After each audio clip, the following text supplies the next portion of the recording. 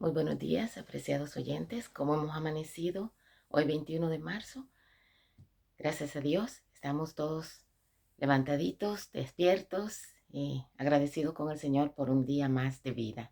Leamos en el libro de Romanos capítulo 13, versículo 8. Dice las Sagradas Escrituras: No debáis a nadie nada, sino amaros unos a otros, porque el que ama al prójimo cumple la ley.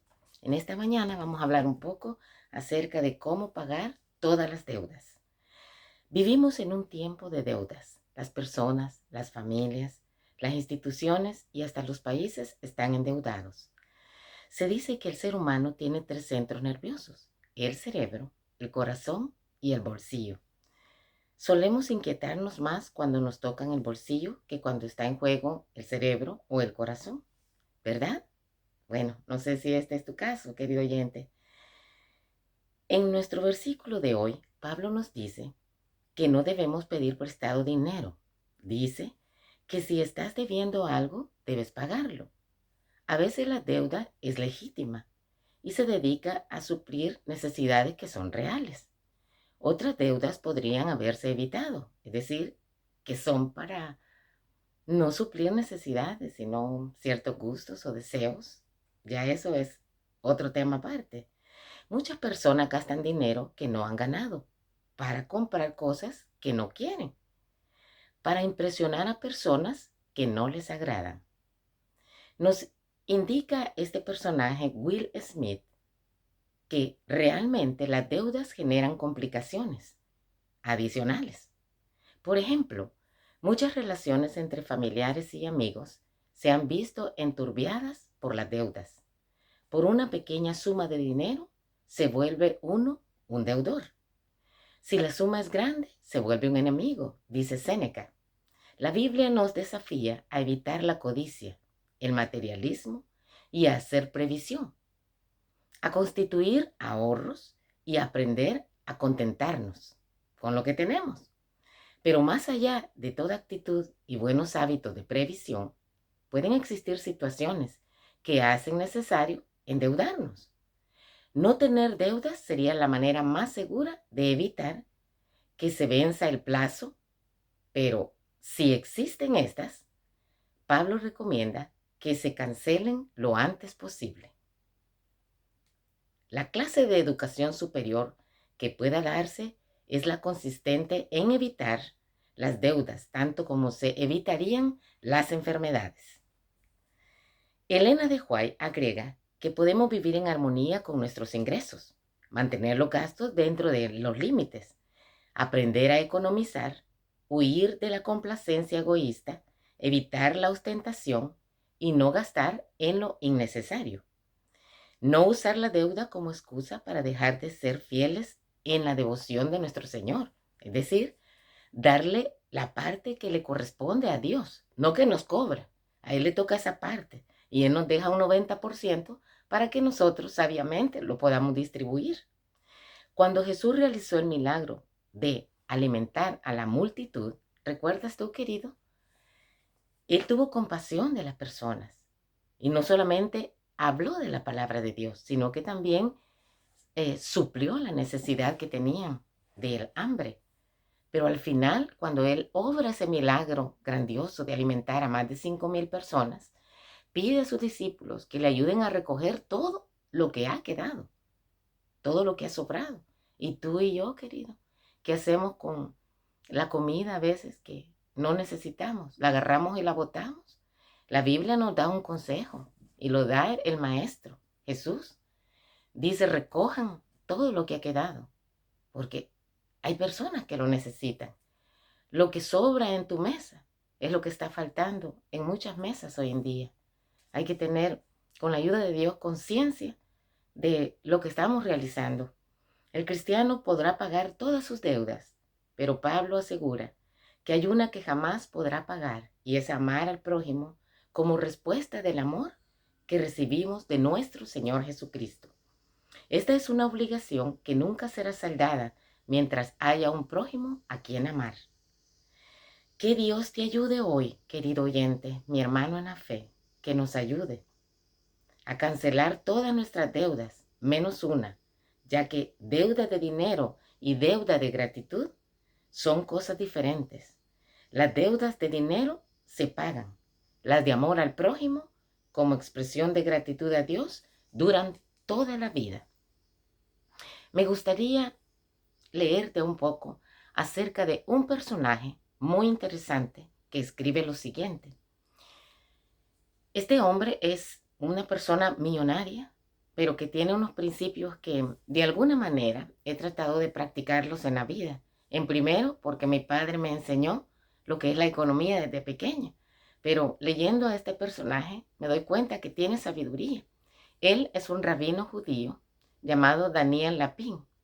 En su libro 10 secretos de prosperidad judíos, voy a compartirte por lo menos una de ellas, porque es una de las que yo he puesto en práctica con la ayuda de Dios y me ha dado resultado hasta aquí. Me he sentido bendecida por el Señor. Ellos suelen tener 6 cajones, le llaman, 6 apartados especiales.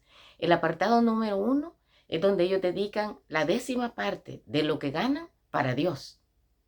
La otra 10ª parte, el 10%, lo guardan y es un apartado que se llama dando. Es decir, ellos siempre tienen de todos sus ingresos un 10% dedicado para colaborar con su prójimo cuando el prójimo lo necesita y no se toca.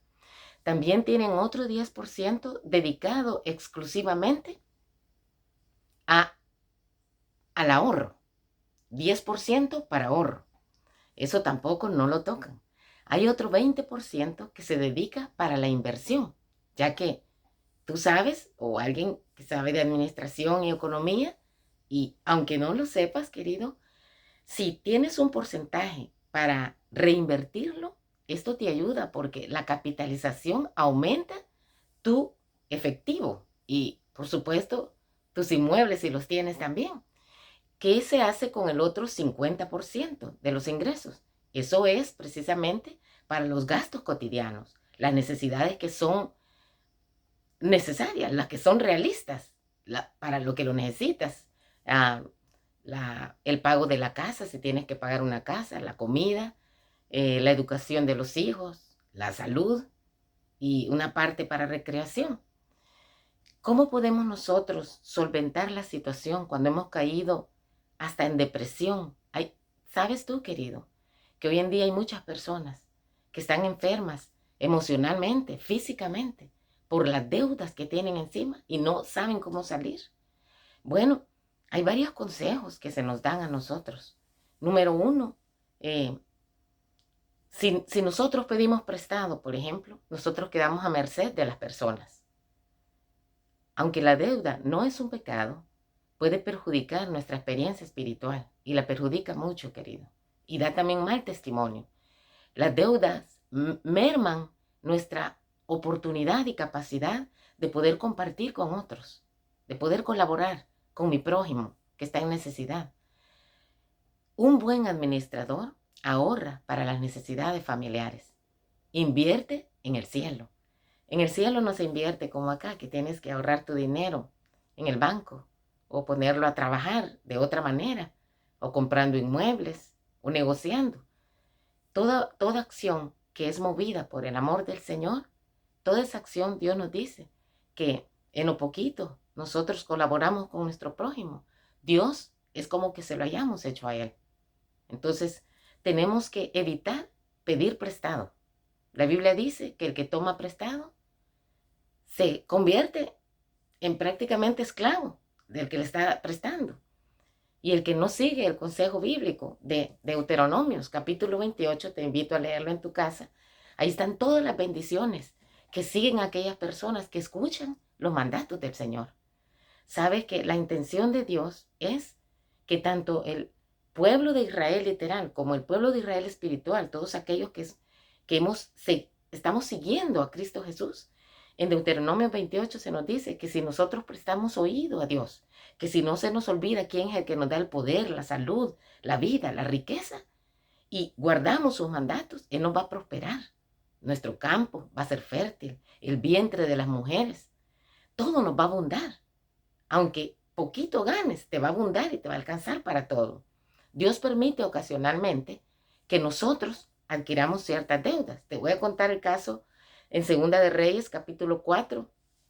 Se nos cuenta el caso de una mujer que tenía sus hijos y quedó viuda. Va donde el profeta Eliseo y Eliseo le dice, ¿qué tienes en tu casa? Nada, solo tengo unas tinajas. Le dice, ve y presta a tus vecinos tinajas. Eliseo obra un milagro para sacar adelante a esta mujer y a sus hijos. Y el milagro es que mientras ella echa por fe el aceite en las tinajas, todas se van llenando. Y no solamente alcanza para cubrir la deuda y que sus hijos no sean llevados como esclavos, sino que tiene para vivir. Entonces, este tipo de deuda es permitido por la palabra de Dios y es sabio. Cuando tú vas a sacar otro extra, un excedente que te va a ayudar a sacar adelante a tu familia. Pero el endeudamiento que te va a hundir más, que solo es para presumir, porque muchas veces, querido, nosotros nos endeudamos porque queremos ponernos a la par de otros que tienen vehículos del año, que tienen carros bonitos, que tienen una casa de este estilo, que visten ropa lujosa. Mucho cuidado con eso, porque todo eso es idolatría, querido, es vanidad. Y los que hemos sido llamados al camino del Señor, tenemos que huir de todo esto y vivir sabiamente. Muchas veces nosotros queremos también actuar como Eva, cuando el enemigo se le presenta y le dice, van a ser como Dios, come esta fruta. Y ella ya quería en ese momento convertirse en Dios mismo y cede al deseo. Otro caso, el rey David, por ejemplo, cuando ve a esta mujer que no le pertenece, él la toma y quiere suplir su deseo carnal únicamente, pero el resultado es triste también. Así de que tú puedes ver también a estos gemelos, Esaú y Jacob. Esaú quería comer y saciar su necesidad, pero en el momento. Podía esperar y no ceder su primogenitura. Así nos pasa a nosotros también. Nosotros también podemos poner un stop. Tenemos que controlar los impulsos que no son una necesidad de verdad. Y aun cuando lo sean, si eso te va a acarrear dificultades o a tu familia, pues hay que poner un paro. En el nombre del Señor, nosotros lo podemos hacer. Hay que contentarnos con lo que tenemos. Proverbios 28 dice, aparta de mí la falsedad y la mentira. No me des pobrezas ni riqueza. Manténme con el pan necesario. Es muy importante, mi amado, y especialmente hoy en día, cómo está la situación de terrible, aprender a vivir con los medios de que disponemos, ajustándonos nuestros gastos a nuestros ingresos. La clave para vivir dentro de nuestras posibilidades es realizar un presupuesto. Y esto es sencillo. Si has caído en una situación terrible ahorita, mi amado en la fe, o mi querido oyente, no te desesperes. Número 1, no desesperarte, pero ora al Señor. Él te da la visión. Reúne a tu familia y cuéntale el problema en el que estás. No permitas tampoco que tu hijo ni que tu esposa o tu esposo se divaguen en cosas que no necesitan.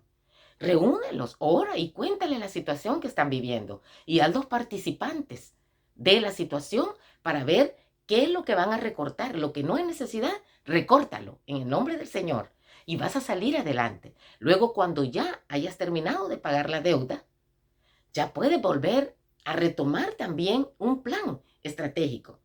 En este mes, pues vamos a festejar hoy que ya salimos de la deuda, pero el siguiente mes nuevamente implementar lo que al principio te mencioné. Es exitoso. Un 10% para Dios, un 10% para colaborar con mi prójimo, otro 10% para ahorrar, un 20% para invertirlo. Porque si tú solo ahorras y ahorras, el dinero, hay inflación y se viene abajo. En cambio, si tú compras un inmueble, es diferente.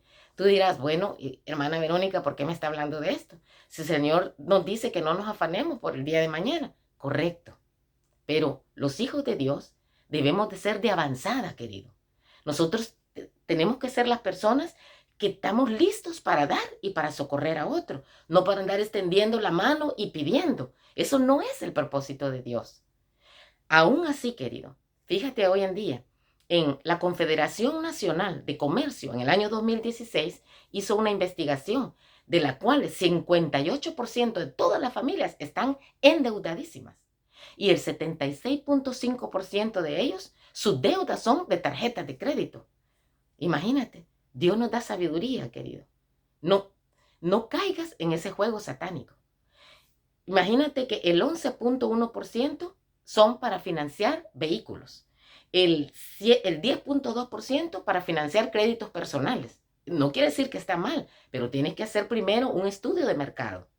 El 7.9% es para créditos de casa. Y esto sí te digo que es una deuda que es bueno. Si no tienes una casa que te han heredado o que no has podido comprar, es bueno tomar una deuda de esas. De lo contrario, debemos seguir el consejo de Dios. Número 1, buscar primeramente el reino de Dios y su justicia. Todas las demás cosas van a ser añadidas. Número 2, planificar las cosas que te pasan, porque así no vas a caer en un proyecto que no vas a poder terminar. Y como dice la palabra de Dios, después te vas a quedar viendo y los demás se van a reír de ti porque no has podido terminar la construcción. Que Dios nos ayude, querido, a ser sabios y a utilizar la palabra del Señor. Tiene inmensa sabiduría para cada uno de nosotros. Ora al Señor, sigamos adelante con la ayuda de Dios y tengamos visión. Si Dios quiere, nos encontramos el día de mañana. La paz de Dios sea con cada uno de nosotros. Amén.